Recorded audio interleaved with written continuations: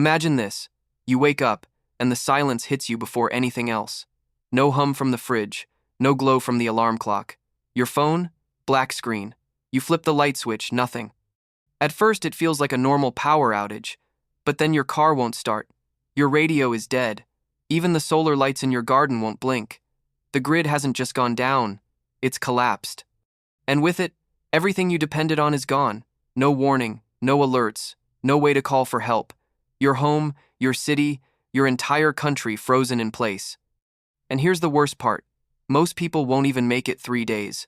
Not because they're weak, but because they never thought this could happen. But you're here. You're thinking ahead. Because there are cheap, simple survival items, the kind most folks ignore, that will still work when the power is gone, the systems are down, and the panic begins. And in this video, we're breaking down the 10 survival items that'll keep working when the world around you stops. Let's start with the first one and why it might be the only tool that still saves your life when the lights never come back on. Number 1. Broken umbrellas. In a blackout, most people panic over flashlights, food, and fire. But after 10 days without power, when the basics are already gone or running low, survival comes down to one thing. What can you still use that no one else thought of? And that's where something as ordinary as forgotten as a broken umbrella becomes pure gold. At first glance, it looks useless. A bent frame, torn fabric, maybe rusted joints. But in a grid-down world, you're not looking at trash anymore, you're looking at material. That nylon canopy? It's waterproof, tear-resistant, flexible. It becomes an emergency rain barrier for your backpack, a makeshift curtain for your shattered window, or a wind block for your cooking fire. Some preppers even use it to collect rainwater in drip setups, stretch it over a bucket, tie the corners, and wait for nature to do the rest. Now look at the frame. Those thin metal ribs? They're lightweight, bendable, and strong. In the right hands, they can become improvised fishing hooks, roasting skewers, plant stakes, or even makeshift lockpicks in a total collapse scenario. Some folks have even used umbrella frames to build lightweight shelters or support cold weather tarps. The beauty here is simplicity. Everyone sees umbrellas as single use. But in survival, the forgotten becomes functional. A broken umbrella tossed in the street during a storm could mean the difference between sleeping soaked or staying dry. Between watching your fire go out or shielding it from wind long enough to boil one more pot of water. So the next time you see one abandoned on a sidewalk, don't walk past it. Because when the grid collapses, the smartest survivors aren't the ones with fancy gear. They're the ones who can see usefulness in what others call trash. Number 2. Old t-shirts plus towels. When the world runs on power, old clothes and bath towels are just clutter tossed in a storage bin or turned into rags.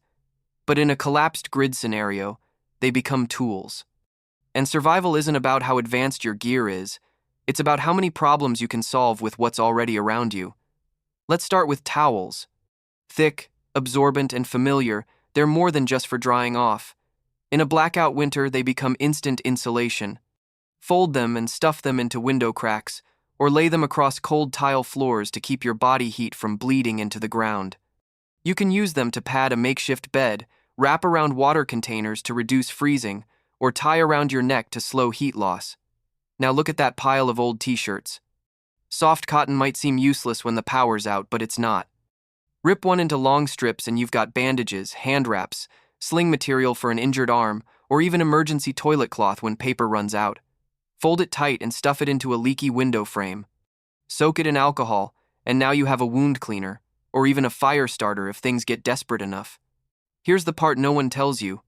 When you're low on supplies, clean fabric becomes currency. In shelters during post-disaster aid missions, one of the first things to disappear after food is fabric. Notebooks, rope, soap, you can improvise.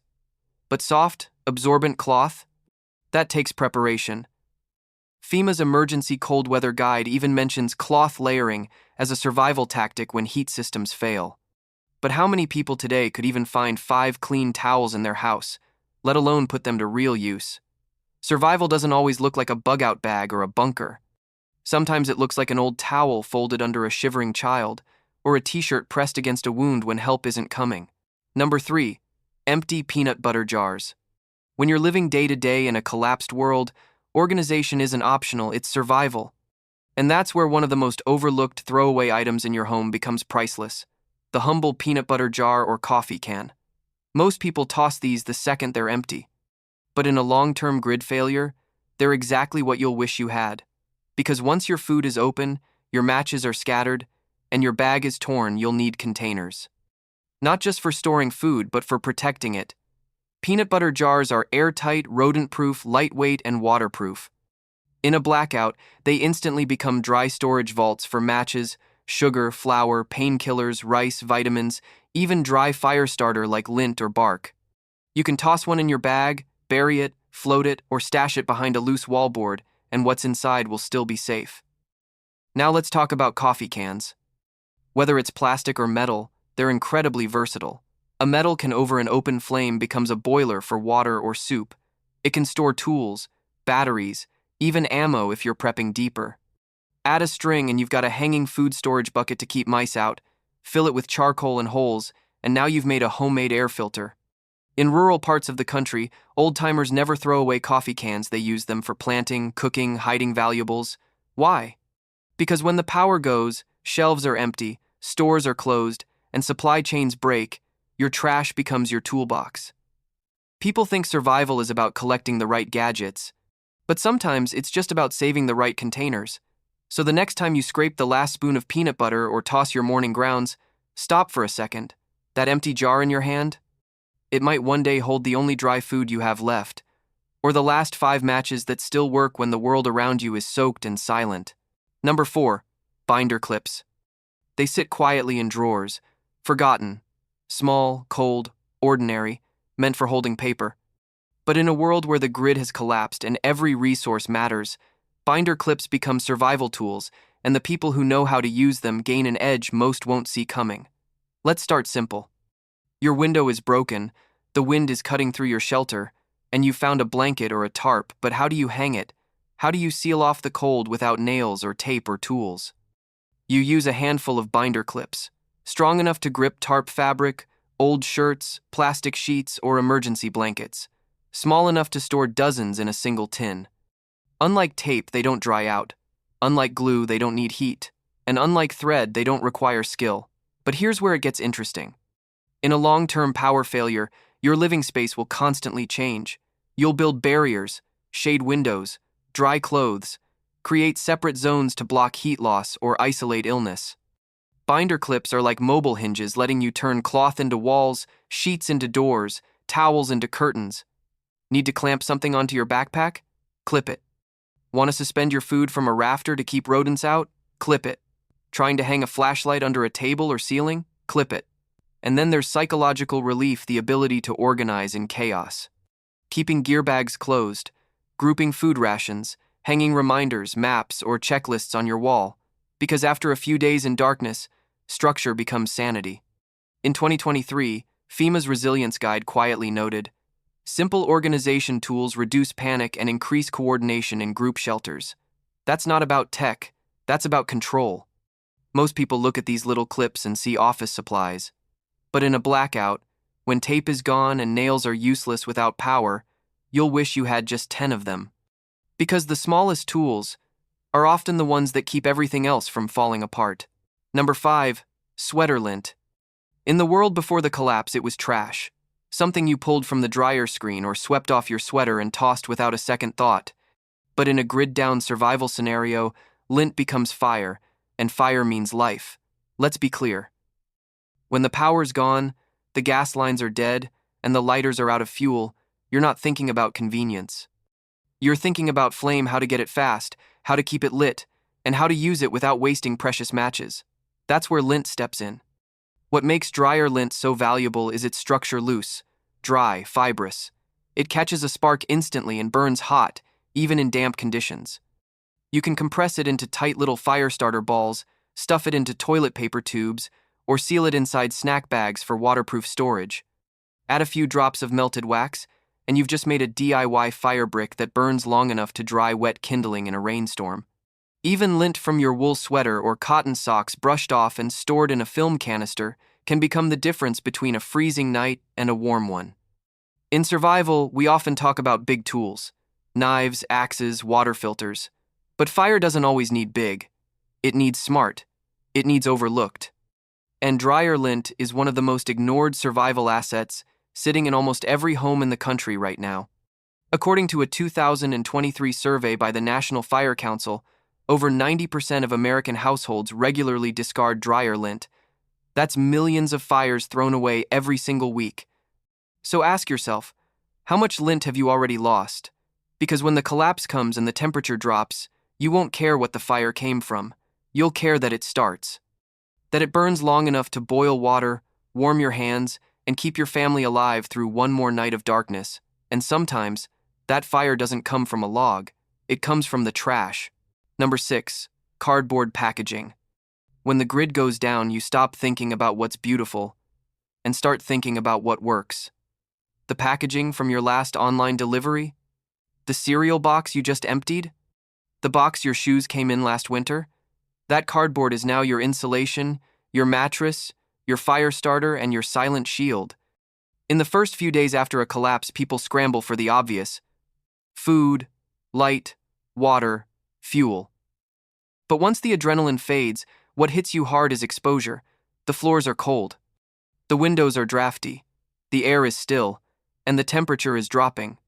You're shivering on concrete, trying to sleep, and suddenly that useless box in the recycling pile starts to look like survival gear. Stack cardboard sheets beneath sleeping bags to block ground chill. Line walls and windows with layered flaps to reduce heat loss and trap body warmth inside. Create room dividers for privacy in crowded shelters. Roll it into a foot mat to keep your socks dry. And when firewood is low, cardboard becomes fuel, especially the corrugated kind with air gaps that burn hotter.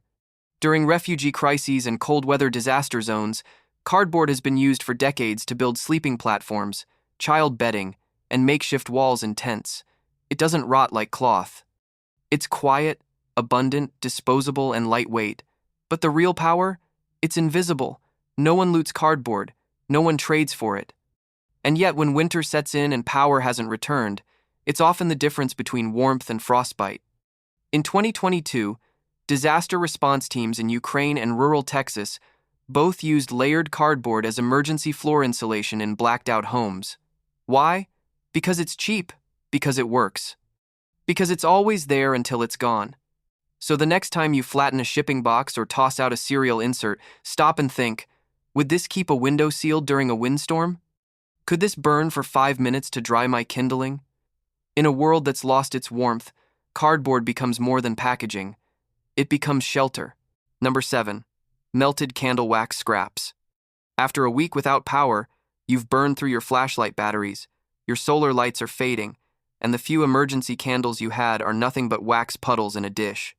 Most people would throw them out, but in survival, you don't throw out fire. Melted candle wax, that leftover goop at the bottom of a jar, the stubs of old birthday candles, even the broken tea lights you forgot in a drawer, can be recycled into new light, new heat, and new defense. And in a world with no supply chain, no online orders, and no backups, every drop counts. You can pour melted wax into a jar lid with a string or twisted paper towel to create a new emergency candle. You can drip it around a match to waterproof it. You can coat a strip of cloth to make a long-burning fire starter.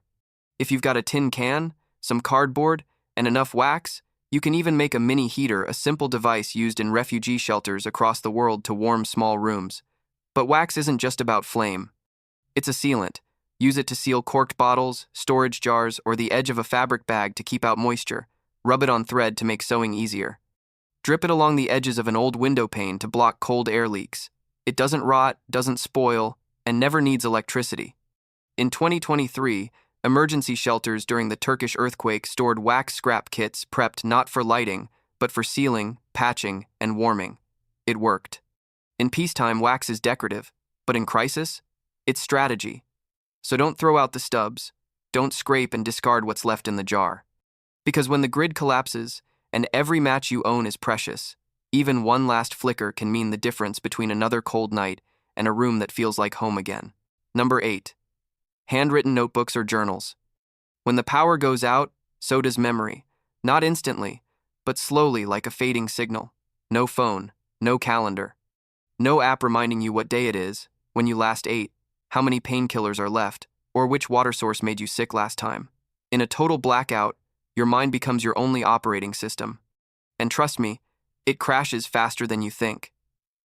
That's why one of the most powerful survival tools is something most people wouldn't even pack: a cheap spiral notebook or an old half-used journal with a working pen and enough blank pages to carry you through chaos. Here's what it gives you: clarity, focus, a record. You can track your food usage, water intake, battery rotation, inventory lists, what time the sun sets, how long it takes to boil water over a candle. You can record emergency frequencies, safe routes, family schedules, who's sick, who's improving, even barter deals. But it goes deeper than logistics, because in a crisis, days blur together. Weeks collapse into panic. People forget things. You forget things. What you felt, what you feared, what you survived.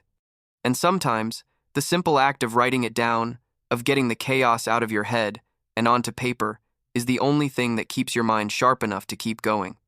After Hurricane Maria, many survivors reported memory gaps, not from trauma but from overstimulation. No power, no phones, no routine, just stress, and nothing to hold on to.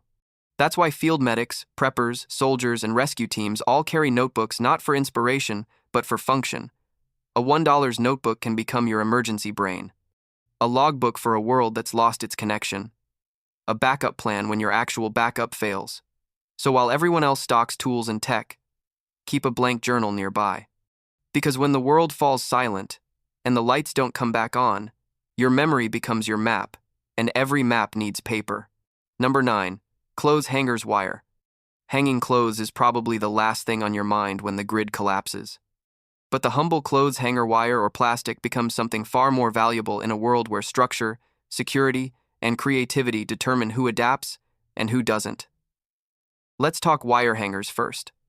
They're flexible, light, and stronger than they look. In a pinch, you can reshape one into a pot holder, a cooking skewer, or even an improvised lockpick if you've been locked out of critical storage.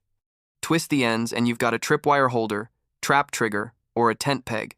Need to fish something out of a narrow hole? That curved hook wasn't built just for coats. Now the plastic ones. Break the hook and you've got a flat scraper, a makeshift blade, or even support braces for soft items like tarps or hanging bags. Use them to build clotheslines, organize food packs, or hang solar lights for better exposure during the day. In emergency shelters, rescue camps, and disaster zones, hangers are repurposed constantly, not for fashion, but for function. And they're everywhere: in closets, in dumpsters, in piles no one even notices. That's the beauty of overlooked items. They're invisible until they're essential. So don't just prep your clothes. Prep what's holding them up, because when real survival begins, even the things you used to hang and forget might be the tools that keep everything else together. Number 10. Empty toilet paper tubes. When shelves are full and the lights are on, we throw them away without thinking. But in a world without power, without stores, and without second chances, even trash becomes a tool. Toilet paper rolls and egg cartons, two of the most common things people discard, suddenly become survival essentials. That empty cardboard tube?